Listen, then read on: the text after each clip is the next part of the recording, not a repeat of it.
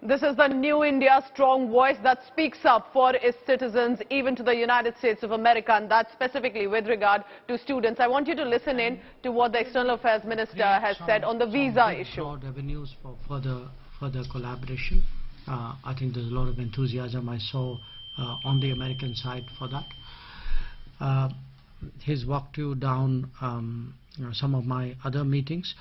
But there's also a global context which is very important for my discussions, and you know they reflected to a great deal my conversations at the UNGA as well. The world economy was already under a lot of stress because of the COVID. The Ukraine conflict and its repercussions have added to that. We've today, for a lot of countries, including us, you know, higher energy costs, much higher energy costs, are a source of obvious anxiety. We can see food inflation in some countries even face availability challenges. That's another big worry. There are justified concerns about fertilizers, access to fertilizers and trade in fertilizers, and remember, today's fertilizer problem is going to be tomorrow's food problem. Many countries are struggling with unsustainable debt. There are trade disruptions. So the big picture, quite honestly, in the world is not an optimistic picture. I think we have a very worried international community, and I saw that for myself in the UN General Assembly.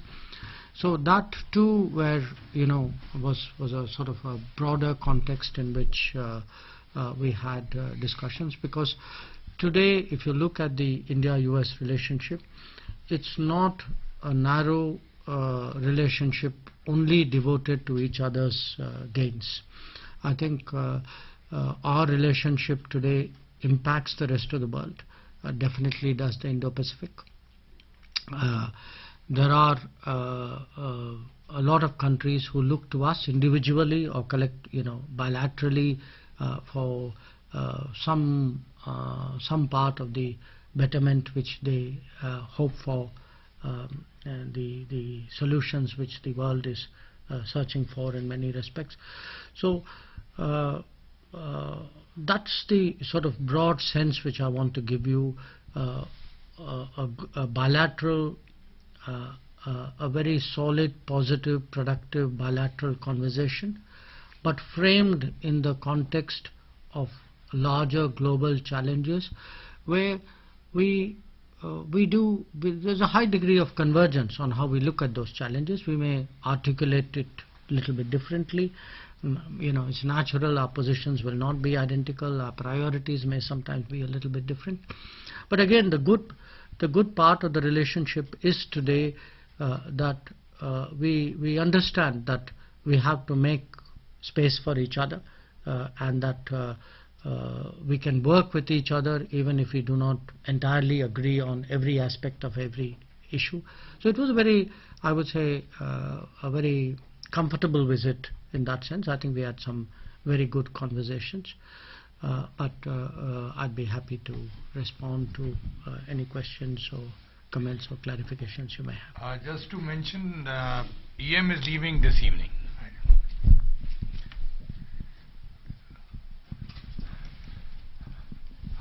Anji. Sorry. EAM, thank you so much for this press conference. Okay, I want to take you back to the Prime Minister's comments in Samarkand, and if I may. The first part has been reported about, and much excitement has been around the first part, that there is not the era of war. The second part is what I'm interested in. The second part is that he said that on phone, we have had this conversation on phone, and we have discussed this very often, that diplomacy and dialogue is the way out. So what happened? What made the Prime Minister go public with this? Something that he had been talking to, as he said, to President Putin privately on telephone calls, but publicly bringing it up, saying this is not an era of war and that you need to. You know, I'm not sure I would put it the way that you have put it. Remember, this was the first face-to-face meeting which the Prime Minister was having with President Putin after the commencement of the Ukraine conflict. They last met in December of last year.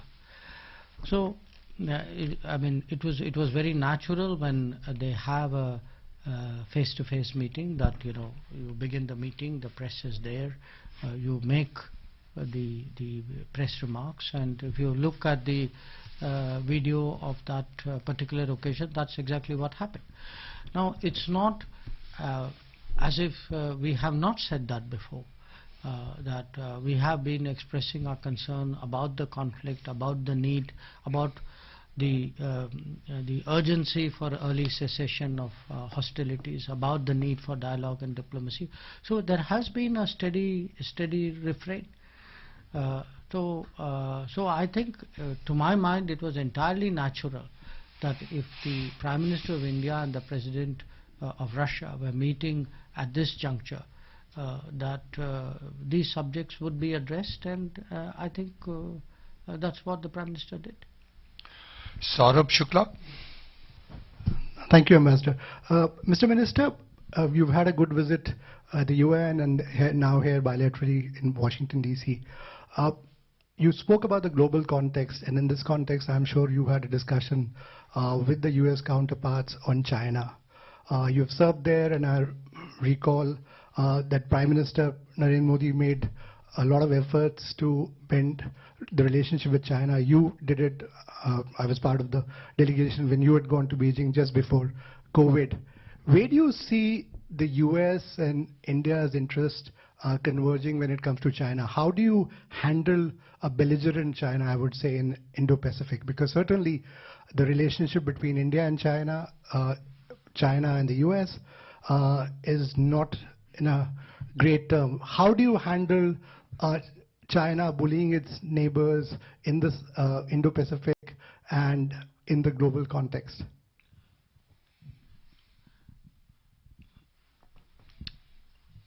Where Indian and US interests converge, and they do, I think is on the stability and the security, the progress, the prosperity, the development of the Indo-Pacific.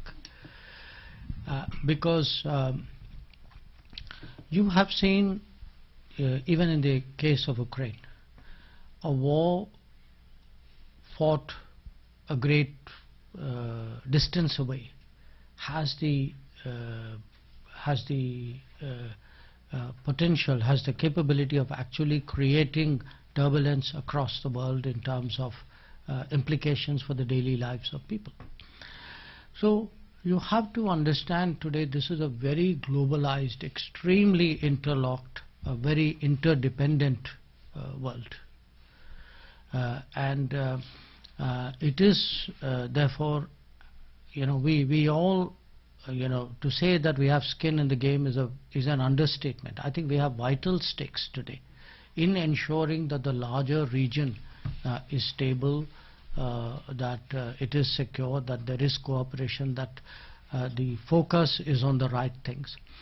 To my view, what we have seen in recent years is an India whose interests and inclinations extend sufficiently eastwards into the Pacific, and a United States which is open enough to work flexibly and comfortably with partners, going beyond the orthodox limitations in the past of treaties and alliances and so on. So the world has changed, and frankly all of us have changed along with it, and we do today appreciate that no single country by itself can actually shoulder the responsibilities or the burdens of international peace and common good. That it requires a collective effort, it requires a cooperative effort, and India-US is one part of it. We have a bigger gathering or a coordination in terms of the Quad. But there are still bigger ones. I mean, if you look at two new initiatives, the Indo-Pacific Economic Framework and the Indo-Pacific Initiative for Maritime Domain Awareness, they extend beyond them. They are open, they have multiple players out there. So, to me, a globalized world, countries who are conscious today that the world is not unipolar, it's not bipolar. There have to be multiple players. They need to work together. There are common interests at stake out here. The rest of the region actually looks at many of the the more capable countries to pull their weight and work together. I think that's the kind of situation. I believe in defining international affairs in positive terms. That's usually how diplomacy is done. So I would urge you to think of it as really a betterment or a strengthening of the Indo-Pacific as a shared objective between us. PTI Lalit Jha. Thank you, sir. During the meetings with Secretary Blinken, did you raise the issue of F-16 with them in particular, and did they raise the issue of India buying oils and other things from Russia? And secondly, you mentioned about we have a worried international community, as Prime Minister always says, Aapda mein Avshar. What are the opportunities for India in this hour of crisis? With Secretary Blinken, not just with Secretary Blinken, I think a number of issues pertaining to our neighborhood came up. I mean, you can guess the obvious, but I would not like to characterize the discussion in detail because it's a discussion within a closed room. And by the way, that was also applied to the energy scenario as well. In fact, that particular subject, there were a wider set of discussions and consultations involving others beyond state as well. In terms of the, it's a difficult scenario and what are the opportunities, I think today there is an expectation, and here I go back to my UNGA discussion. One of the reasons why there were so many meetings this time, frankly, there was a lot of demand for meetings. Countries wanted to talk to us. And countries wanted to talk to us because there is a belief that we are in touch with key players, we can influence them, we can shape their thinking, we can contribute. We are prepared sometimes to say things which many others cannot say, or reach out to countries and leaders in a way may not be possible for everybody to do so. So I would say there is more than opportunities for India because it's a very difficult situation. I think there are contributions that India can make. I think we have today a stabilizing role, we have a bridging role, we have a diplomatic role. We have to really see in economic terms how can we contribute to the de-risking of the global economy. I think in political terms, how can we in some way help depolarize the world. I think those are really expectations that a lot of other countries, especially countries of the global south, have of us. I mean, obviously we will try and do what we can, and we remain in touch with all the important countries of the world in that regard. Sukhpal Dhanwa. Thank you, Mr. Ambassador. My question is, thank you, sir. My question is on education. As I've been watching, you are very busy and meeting in New York and here different Secretary of State, Secretary of Defense, Secretary of Commerce. Did you get a chance to meet anyone from the Biden administration or any organizations on this education field or that? And the second is related to education as well, but that is not question but concern. As we saw in United States, it has been a long time now, sometimes bullying and those kind of incidents. And recently, one incident happened in North Carolina University. One Sikh, Amritari Sikh, was arrested. And I'm glad embassy immediately involved. I got messages, what is happening, and we've been working. So is there any way embassy can take call on those kind of incident, and with Indian American community, we can take some initiative to educate those kind of police and universities? And why I'm talking about this education, I've been watching Ambassador Sandhu was interacting and communicating more than 125 representative or university presidents and so forth. So it will be easy for us to use that platform which he created. Thank you. You know, the first question in my interactions with the Biden administration, did education come up? Did I interact with anybody dealing with education? The answer is a yes. You know, the education field has different facets to it. One issue right now, for example, is students even getting visas to come to the United States, and the visa issue was something that I took up with the secretary. It came up in the press conference that we did as well, and he explained the compulsions and the constraints on the US, and I think he was very sincere about wanting to rectify the situation. But in terms of students who are here, I think some of the education related issues came up at the roundtable which NSF did. In fact, there were presidents of 2 universities there, apart from officials who dealt with research and education. With Secretary Blinken himself, and I think to a certain extent some of the other secretaries, you know, the issue came up in terms of the link which students provide today between the 2 countries. That if you see what has changed between our 2 countries, and in fact I spoke about this even in my address to the community. What has really changed with India and the United States, apart from, you know, the strategic, the political, the leadership, the government guidance, is actually the people to people, the living bridge between us. And at the heart of the living bridge are students. So we today in the Modi government, we give an enormous importance to the welfare and the interests of students. With a number of countries, we are actually negotiating migration and mobility agreements which will allow for opportunities for students to work, to financially support themselves. Where there are concerns on visas, we have addressed them.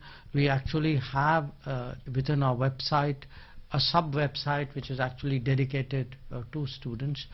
And when there are problems in the United States, you know, I think you have seen the embassy, and sometimes where occasion requires the foreign ministry in Delhi, we take it up. And I think today the strength of our relationship with the United States, it actually allows for very frank and you know, honest conversations, not just on the student issues, I think even on other issues. If I may just draw your attention, last time when External Affairs Minister was here, he especially went to Harvard University along with Secretary of State, did an education event there, yes, if you remember. I have Rohit Sharma. Thank you, Minister, for doing this. Vice President Harris is in Japan for the funeral of former Japanese Prime Minister. There she's meeting with the Australian Prime Minister. She's also meeting with the new Japanese Prime Minister, Kishida. Per a senior White House official, she will discuss Quad engagement with them.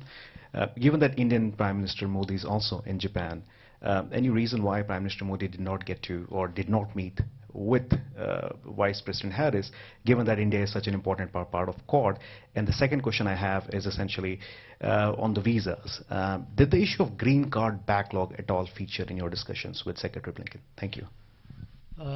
You know, I'm not, I'm sitting here, so I honestly am not fully conversant with the details of the Prime Minister's program. But my understanding is that his stay in Tokyo was a relatively short stay. And obviously the focus of the stay was on the memorial for for Prime Minister Shinzo Abe.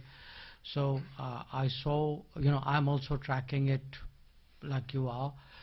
And I saw that his engagements did include a meeting with Prime Minister Kishida, with Mrs. Abe.